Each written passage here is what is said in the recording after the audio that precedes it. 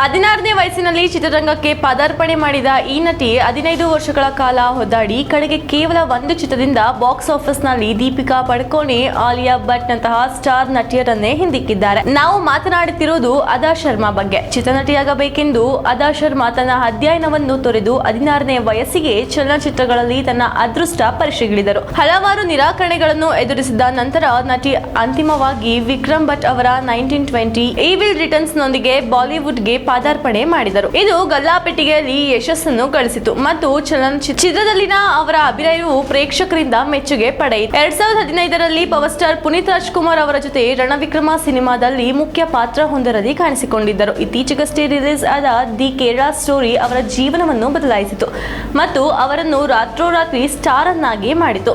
ಲಾಭದ ದೃಷ್ಟಿಯಿಂದ 2023ರ ಅತಿ ದೊಡ್ಡ ಹಿಟ್ ಆಗಿದೆ. ಆದ್ದರಿಂದ ಬಾಕ್ಸ್ ಆಫೀಸ್ನಲ್ಲಿ ದೀಪಿಕಾ ಪಡುಕೋಣೆ, ಆಲಿಯಾ ಭಟ್ ಮತ್ತು ಕತ್ರೀನಾ ಕೈಫ್ನಂತಹ ಪ್ರಮುಖ ಬಾಲಿವುಡ್ ನಟಿಯರನ್ನು ಸೋಲಿಸಿದ್ರು ಎಂದು ಫ್ಯಾನ್ಸ್ ಹೇಳಿದ್ದಾರೆ.